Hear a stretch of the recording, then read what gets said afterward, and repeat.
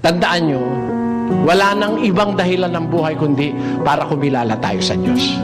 Sumunod tayo sa Kanyang utos para makasama natin siya sa langit. Wala na pong ibang dahilan ng buhay. Wala namang kwenta ang buhay kung ikaw mayaman ka. Maiiwan mo naman Ha? 40 milyong hektarya ng lupa ang pag-aari mo. Ang titulo mo, ganyang kakapal ang dami. Pag namatay, kaanin mo yun. 1 metro kudrado ka lang.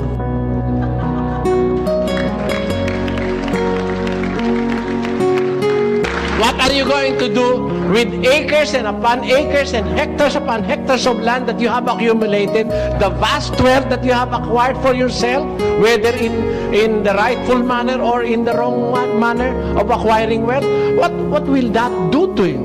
Sometimes it will even prejudice your salvation, your knowledge, your belief in God. When a people or when a person is very rich, he feels that he has everything in this world.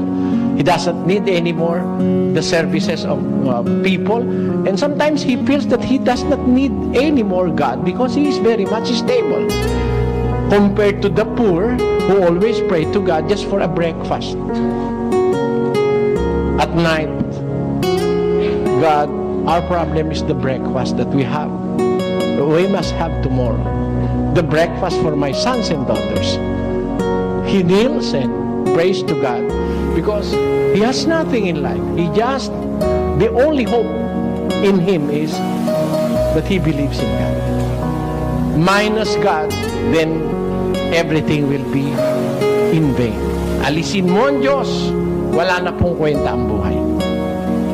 Wala nang sagot ang ibang tanong. Pag wala ang Diyos, minus God, then everything will fall down.